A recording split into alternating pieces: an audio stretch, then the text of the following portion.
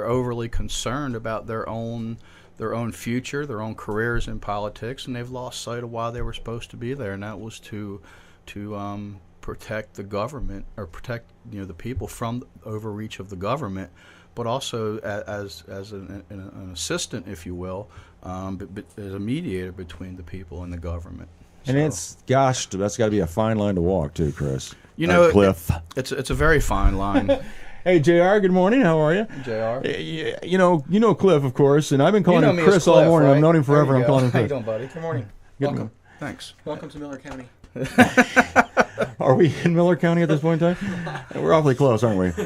Yeah, we're in Miller County. Tell me. That's right. Camden County Commissioner, you've got two people that are up there with you. One of them up for re-election this coming Tuesday, I believe. Mm-hmm. And that would be the Presiding Commissioner, who's in office right now. Chris Franken is up against Craig Hasty. Mm-hmm. And you've also got someone else to your left inside there, the office? Commissioner Thomas. Yeah. She's the first district commissioner, and I guess she's got tenure over the rest of you right now. She's been there longer than both of you. She does, and she brings a lot of knowledge to the table. She's the one commissioner when I came in there that was willing to take me under her wing, if you will. And when you're going into the government for the first time, you have an idea where you want to see things go, and it's just nice to have that sense of backup, if you will, to help you guide you along in the process of learning how government really works when you're on the inside. Yeah, because I'm sure that you're sitting there and there's a lot of different paths that a certain person could take, mm-hmm. but to find the right one, it has obviously helps having Bev right next to you there. It does, and it's also when you go in there, you've talked to the folks, you've campaigned for a year and a half, you've gone door to door, and you listen to what the folks are saying, and when you get in there, you want to try to do the things they're requesting you to do. So that's about we the people and following through with what you said you're going to do when you're running for office. It's easy to run for office and plan and say you want to do all these things and you're going to do all these things, but when you get in there, don't forget what you told your folks back home you said you were going to do. Yeah, that's very important. And they're going to remember that too. They will. And government is, so many times we look at our Congress and we say, man, why don't they just get along? And then you look at the county commission, you say, why don't they just get along? And the bottom line is this, is that you have politicians that are in office and they either lost sight of why they went into politics, or they never had the sight at all, if you will, to go in there and do the right thing. And what I've seen on the local level is really a microcosm of what's going on the national level. And our founders were very clear that in order to have a properly functioning government, you have to have a moral and virtuous people in your government. And that's where we don't have that anymore, Ed.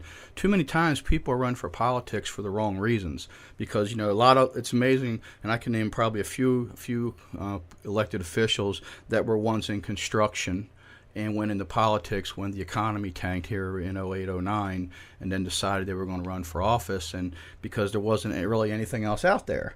So, guys got to have a job. You got to have a job, but you know what? Being an elected official and a servant of the people is a totally different scenario, and you have to go in there for the right reasons. And a lot of them are just actually looking for that paycheck, and that's not the right reason. Right, and you know what? Here's the thing. In politics, you're always going to have disagreements. If they're honest disagreements over policy or a direction you think you want to see a particular topic go, that's fine. But when you get into when things are being done wrong in office, and I mean when you're trying to benefit or help someone else who doesn't get the same equal treatment, the preferential treatment in government is really a toxic thing. And just goes back on the local level. My big frustration going in there is you see like our planning and zoning department. I took a lot of heat over planning and zoning because when I got in there, I saw how bad things were. People didn't want to come into the Camden County Courthouse and go through the process of a building project because of all of the government overreach. And I mean that seriously, that there were things that these people were being forced to do that weren't in our code. And, now we have a new planning and zoning administrator, and Kim's been in there about a month or so. We've had some very good conversations, and I really appreciate the direction she wants to take the county. And her direction is she believes that, the code book is comes from a city, population that's twice the size of Camden County, population 2010 census, both were literally twice the population, and she understands we're not a city. And she also, just yesterday we were having a conversation, and she couldn't believe the things that have been coming into her office, the problems that were created before she got there in planning and zoning, where it was costing people thousands and thousands of dollars more than what it should have actually cost them to get a project done. And that was my frustration when you have folks coming into your office who want to build in Camden County, and they're getting it stuck to them about over things that aren't even in our code. So that's been my frustration. But looking forward, I think she's got the right direction where she wants to go. But she needs to be left alone to do her job. And you get these attorneys that come up to that planning and zoning office, and they have a client they represent. And it's, just a few weeks ago, you had an attorney come in there and said, "You need to leave this alone." And then this attorney went down to the commission office and went looking for the presiding commissioner. And this is where this has to stop, the special deals and giving people a pass. That planning and zoning administrator is in there to do a job, and she's interpreting the code as she sees it. And if she thinks that she's going in the right direction, then the commission ought to say, you know what, it's your department, you run it and do your job. And that's the problem. People are putting their fingers in the pie where their fingers don't belong. Okay. All right. Well, I was going to ask you how things are going up in Camden County, but it seems like I would imagine overall things are pretty good. Big hesitation there. There is a big hesitation because I'll be honest with you. It's the year and a half I've been in there, it's been nothing but tooth and nail because Reagan once said that there's no limit to what a man can do as long as he doesn't care who gets the credit for it. And I believe that. But, when you bring things to the table, and I mean good things to the table, and you're immediately cut down just because you're the one that brought them to the table, and you have to fight your way through that. And if you can't get it, I believe in what Reagan did. When Reagan couldn't get things done in the government, okay, Reagan took his case to the people. Yeah. And some people were upset that I went on the radio and I said these are the things that are going on, but I also brought documentation. I can prove what I've said, and what I'm all about is let's move Camden County forward in the right direction, and that means without any benefit to the office holder. Do what's right for the people and not necessarily what's going to get you reelected. And that's where I come down on, is just making sure we're doing things transparent, honest. We're not cutting fees for people. We talked about a local project here where they were almost under roof in Camden County, major project, and they hadn't paid their $40,400 in road impact fees. You know what? If it had been you or it had been me, and we were building without a permit, they would have had a stop order put on their project, and they would have had to pay their fees. But instead, that was known about for 2 months by the presiding commissioner. In my district, I wasn't told about it. Commissioner Thomas wasn't told about it. And you know what? Government is supposed to function as a body. You have the Congress of the United States that functions as a body, our state legislator functions as a body, and so should the county commission should function as a body of 3, not a commission of 1. Why did not you or the other commissioner know about this? Because it seems like it's a lot of money, and everybody, like you said, if it was just you and I, Joe Blow, and the Alamo, we'd have to do this. And now I'm taking this as a big business that's come in, where they kind of, because it was a big business, we're going to see some revenue coming in, some tax revenue, so we're just not going to worry about it. Was that kind of the way it was starting to look? Well, let me say this, if we can be very listen. You got the microphone. This was a situation where the presiding commissioner knew for 2 months that they hadn't paid those fees, and he mentioned it a few months earlier that he would like to cut those fees for this project. I didn't say anything. Commissioner Thomas didn't say anything, and it got left to the side. Here we are getting 2 months later, and then we find out that they didn't have a building permit, and they're almost under roof. And their position was, well, you know what? The county screwed up. They should have collected it back then. And Mr. Franken says, well, maybe we can get $5,000 or $10,000 out of them. And so I followed him back into his office after he made that comment, and I said, look, they have to pay what everybody else is going to have to pay in this county. I'm not cutting fees. I'm not waiving fees for anybody. When I first got into office, I said, you know what, these impact fees are outrageous. They're just outrageous, Ed. And I said, why don't we cut these fees or just do away with them for a year or two? Let's save the homeowner who wants to build his garage where he doesn't have to come in and pay $2,000 or $3,000 before he even breaks ground. Let's get the economy moving. And we are so heavily reliant on tourism and construction in this area. To cut those fees would have been a great thing. And I'm telling you, people would have built. But I got laughed at, that we're not going to do that. And I said, fine. So if this is what the fees are going to be, then everybody's got to pay them. And the problem in that commission office, I don't enjoy going in there and have to argue, fuss, and fight over things. Being a commissioner is really a privilege, and I mean that. And you can do so many great things while you're in office. But when you have the situation where every time you bring something positive to the table and it's cut down because you brought it, you have to fight a little more, a little harder to get. And when you're in that fight for a year and a half, just take Gary Pruitt for instance. Okay, let's kind of circle around to Gary Pruitt. When I first came in there, we got townships here in Camden County, and that sit on the Planning and Zoning Board to represent the townships. Sure. And what I said was, most people that live in these townships, the citizens, they don't know who their representative is on that Planning and Zoning Board.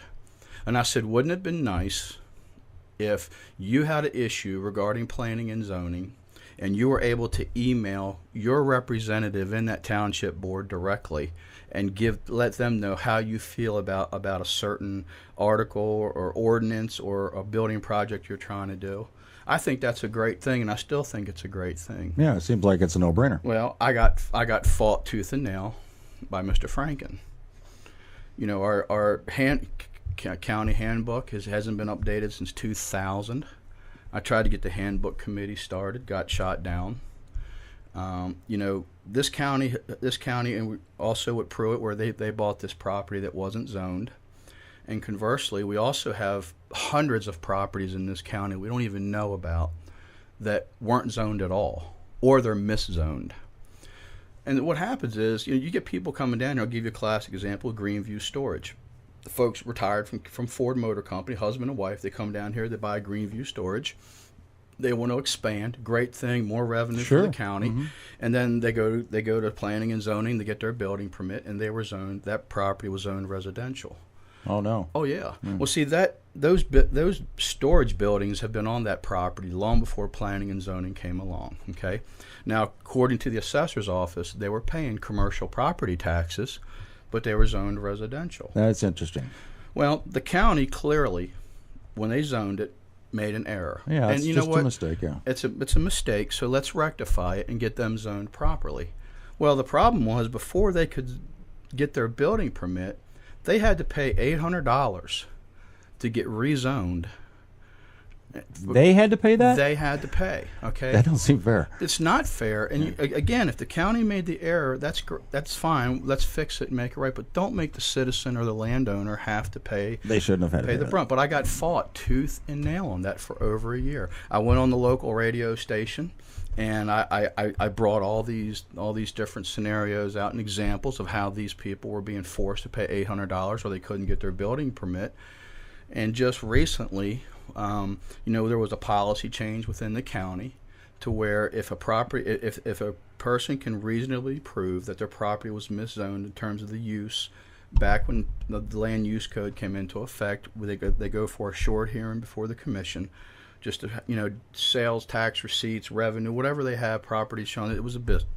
A business, and then they go before the planning commission and have their rezoning hearing, but not without paying the $800. Now you say $800.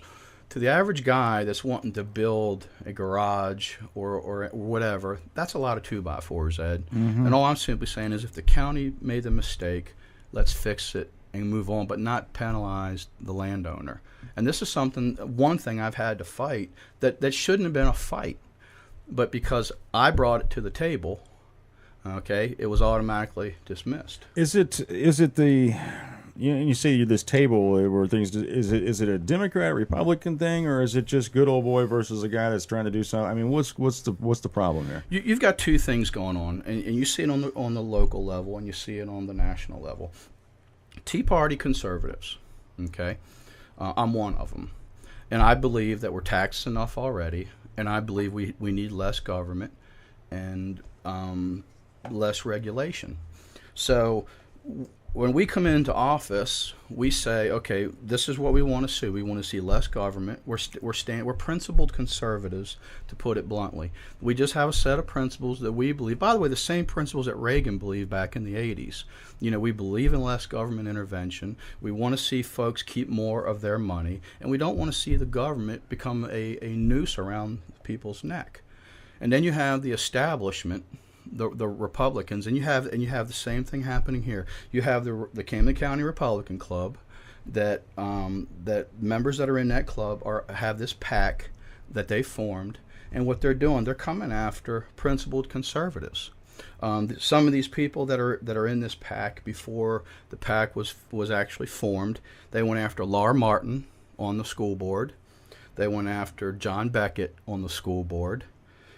They have gone after, since the PAC, or probably before the PAC was formed, maybe right around the time, they went after Jeff Shore's job. They attacked my wife and tried to get her fired from her job. And this is a group of hateful people. And because we stand for principle, and we're not radical. We believe, you do what you say you're going to do, and you live by the principles, and a lot of those principles are the Reagan principles. And that's what's going on here. They're trying to silence and now outspend us, if you will. They show up at my town hall meetings with their video camera. They show up at commissioner meetings and read absolutely ridiculous statements about me and then put them into the record, and they're libelous statements is what they are. But I'm not interested in sitting still and let them dictate what my constituents in the 2nd District want.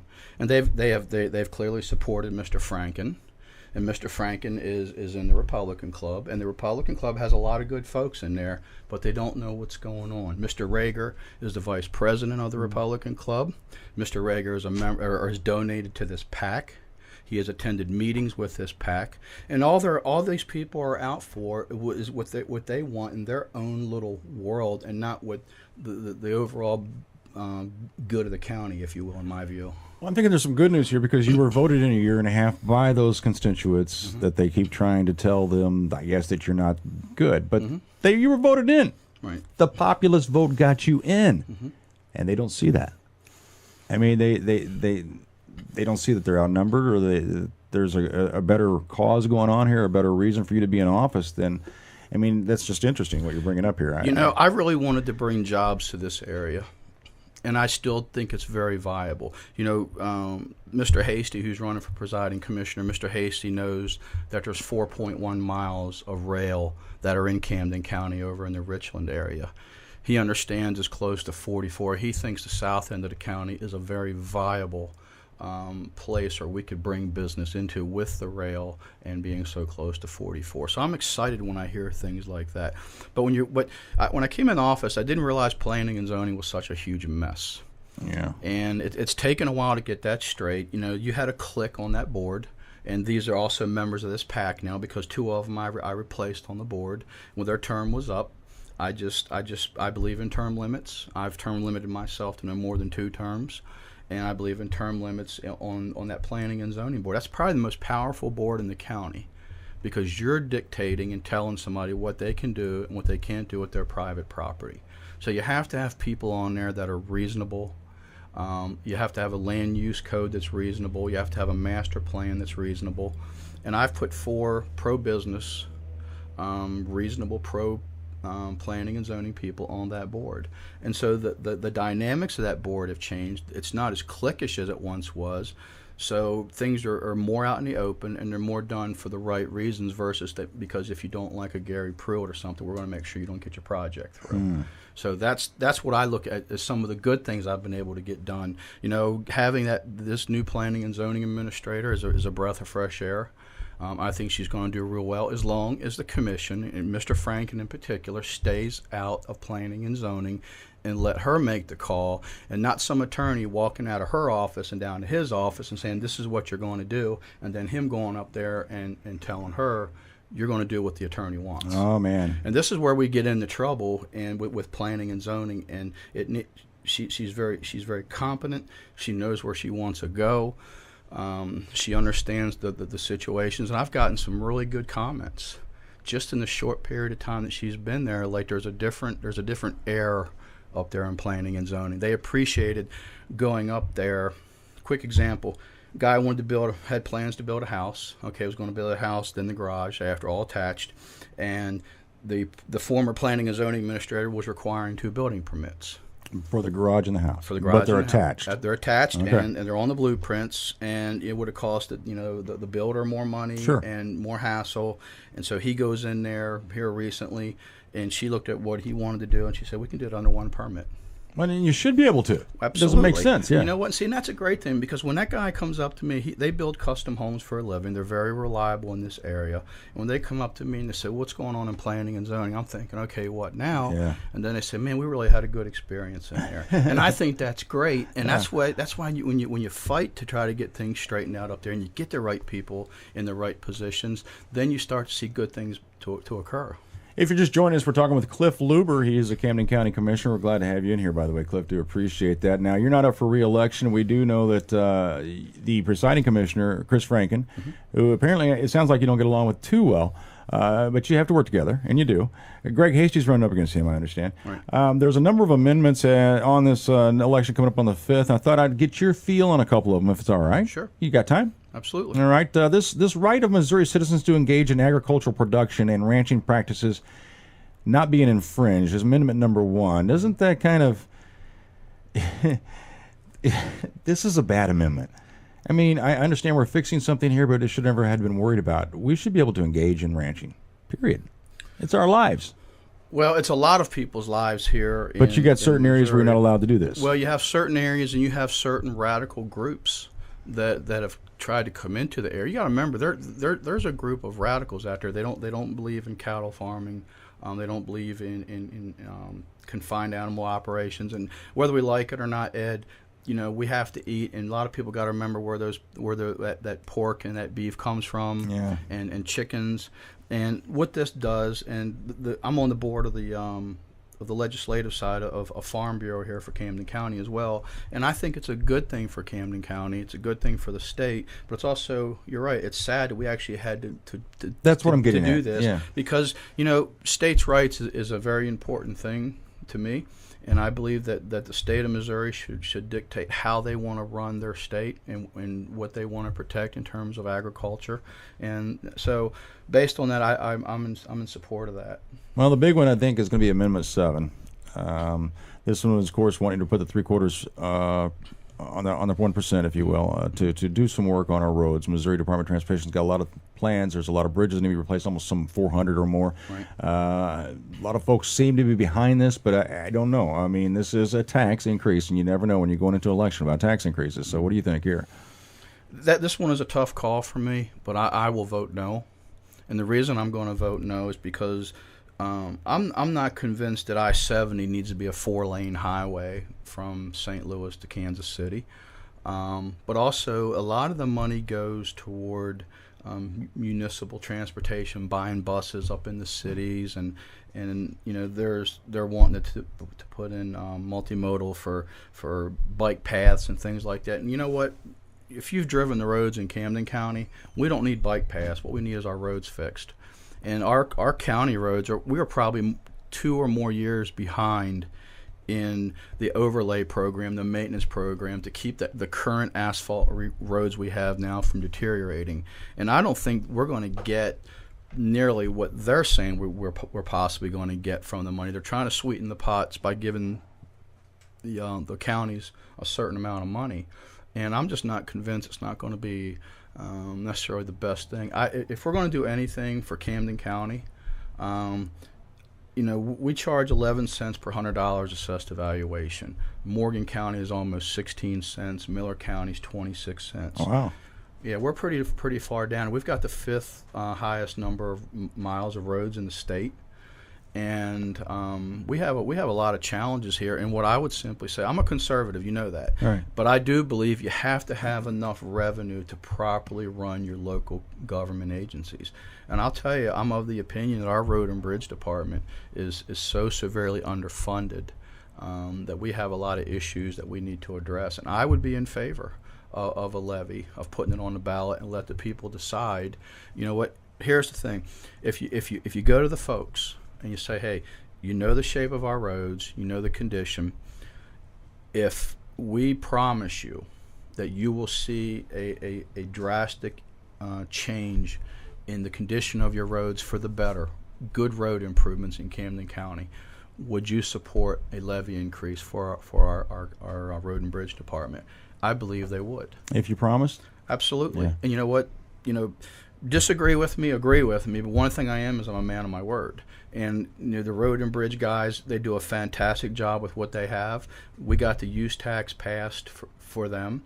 I went to town hall meetings. My town hall meetings, I brought up the use tax. I sent out a countywide email. I spoke to our road and bridge department. Anywhere I could go and speak, I called the radio station several times. Anywhere I could go to say, hey, look, folks, we need this use tax because this is money our county is losing that we used to get. And if we get this back, we will use that money for road and bridge. And every penny that has gone into that use tax so far as I know, has gone into buying equipment for our road and bridge department. We've turned over equipment that was junk, got better stuff. We've got equipment that these guys have never had before. And what it does, it makes their job a whole lot more efficient, and they're able to go into a problem. They fix it because they have the right equipment a lot quicker, and they're able to move on to the next thing rather than tied up 6 to 8 hours on a job. If you have the right equipment, you can do it in 2 or less. So that's where I'm trying to take road and bridge department. And those guys, I can't tell you how supportive they've been of me and the citizens. And I've told the road and bridge guys, you treat this like a business. And when you get a customer, i.e. the taxpayer, comes in or calls in with a complaint about their road, if you guys go out there with a good attitude and you fix it, okay, you fix it right the first time and you walk away, that citizen is going to go, we called in the complaint, they came out in a timely manner, they fixed it, and they have a good feeling about our road and bridge department. So the next time somebody wants to bring potentially a levy to the table or to the ballot box, they're more likely to vote for it. And I brought this up last year to the commission. I said, our road and bridge department is so underfunded. I would willing to go on the record if one of you would go with me and say, we need to make a difference here to our roads in Camden County, our infrastructure. Neither one of them would go with me. Mm-hmm. Okay, and so this is the direction I want to go. I think you'll get your way there eventually because I think we do need some improvements. So. Well, we do, and again, it's not where we're flush with money. Mm-hmm. These are things that we need to take care of, and like I said, 16 cents in Morgan, almost 26 cents in Miller, and only 11 cents in Camden County. Right, and we're underfunded. Yeah. But those guys work hard, and they do a good job with what they have to work with. If you just joined us, Cliff Luber is my guest. He's one of the Camden County commissioners out of the 3, if you will. The presiding commissioner is up for re-election coming up Tuesday of next week. Greg Hasty going up against the Chris Franken, who's, I guess, the incumbent, if you will. Right. And that election will be taking place Tuesday. I won't ask you how you feel about that. I think we all know.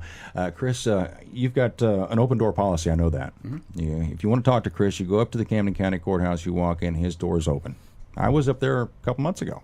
And it was a nice visit. But it's just trying to get the government back to the people, and it's been a frustrating time trying to get the right things done They're getting done, but you shouldn't have to pull teeth. Yeah, I was going to say a lot of hair pulling and stuff going on there. It is. And you know what? I went into this office, and I'll just tell the folks this. I voted for Chris Franken last election.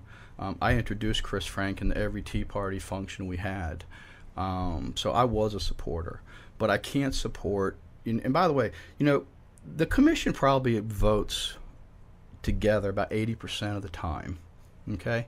So contrary to what KB would say about us not getting along and things, if he took the time to read the minutes of the meeting, he would see that we do vote together on a lot of things. But here's where I got a problem, Ed.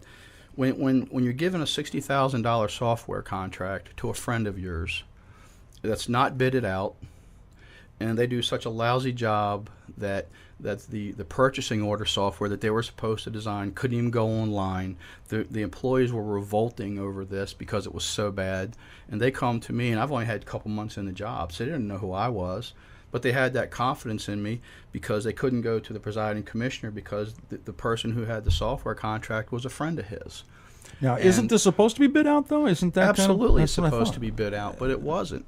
And so then the payroll system that we have, the purchasing order never went online. We never used it. Our IT department, they were hearing about all the problems and the complaints that the employees were having who were going to be using the software, and he took it upon himself without telling anybody to start developing. He started developing a web-based purchasing order program, which was fantastic. Payroll software we're still having issues with.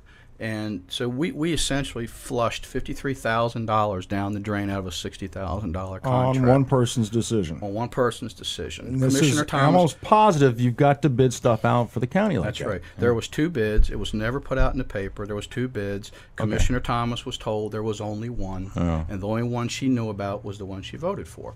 So when you have things like this that are occurring, when you have fees being cut for people, because of who they are, that's not how government is supposed to operate. And decisions are supposed to be made by 3 commissioners, not one. And that's why, you look at Barack Obama. Barack Obama today, he's got his pen, and he uses it. And he makes these executive decisions on his own without the other commissioners knowing about it. And it's the same thing with Mr. Obama. He's not consulting Congress or consulting the Senate and trying to come up with a compromise. He's doing things with the stroke of a pen. And the problem is that when something goes bad and it's in your district, the 2nd district, i.e. that motel project we were discussing earlier, that's a huge issue for me. And this is what I'm saying. You're right. I won by a wide margin, and I don't take that vote for granted. I try to fulfill everything I said I would do for the folks. But when things are not being done above board, you have an issue with that, and that's awesome. I mean, I think that's the way we want our commissioners to be. Well, that's what I'm trying to be. But when things are done behind the doors, closed, with one commissioner in a room with a group of people, when things are being done where fees are being cut or waived, don't expect Cliff Luber to sit still and just go along to get along. It ain't going to happen. And I'm going to call them out when I think they're doing things that are improper, and that's just how it's going to be. Now I have 2 years left or so in my term. First term, right? First term, and I'm I don't have any reason to change. But just understand, this isn't about we don't get along. This is simply about doing things out in the open, honest and transparent, and following the rules a little bit would help. Yeah, and we can agree to disagree. I'm sure if Mr. Hasty gets in there, I know there's things he and I don't agree on, and that's fine. That's government. It's always going to be that way. But you bring your ideas to the table, and then you sit down, and if you have an honest debate or discussion, then you can take and hopefully come to a compromise on those things. That's how government is supposed to work. And it doesn't work that way on the national level, and I'm sad to say it really doesn't work that way on the local level when it comes to doing things that are not out in the open and above board. I'm glad you came in. I appreciate you just pulling in today and stopping by to chat with us a little bit. It sounds like that, we've got some rules that need to be followed, and that's probably where we need to start. You start following the rules, the rest should fall in place. And if you don't like the rules, let's change them. The land use code you don't like because it doesn't fit this area, Let's change it. Let's not just simply say this is the code. And not to benefit yourself, but the people. That's right. Because that's what you're there for. That's what it's about. Cliff, thank you for coming in. I appreciate that. You call me Chris 20 times, but that's okay. I've known you probably 15 years around there, so it was really good seeing. I honestly mean it when I say I'm glad you're back in radio. Well, it was really nice to visit with you up at the courthouse a couple months ago. I saw you do some work there, There was a phone call or two taken while I was there, and, you look like you're suited for the job. And it's good to see you, too. I'm doing my best, but I appreciate the kind words, Ed. Great. Appreciate you Pleasure coming. seeing you. Yeah, we're shaking hands, by the way. You can't see that. It's 9:03. We've got a sunshine today for your forecast. Nothing but sunshine. High temperature near 80. Partly cloudy tonight. The overnight low right around 60. And looks like tomorrow much the same. Really beautiful week here in central Missouri, especially here at Lake of the Ozarks. 68 your current temperature. Let's get back to the music. Thanks again, Cliff. Appreciate it. Mid. Here's the Rainmakers on LOTO Radio.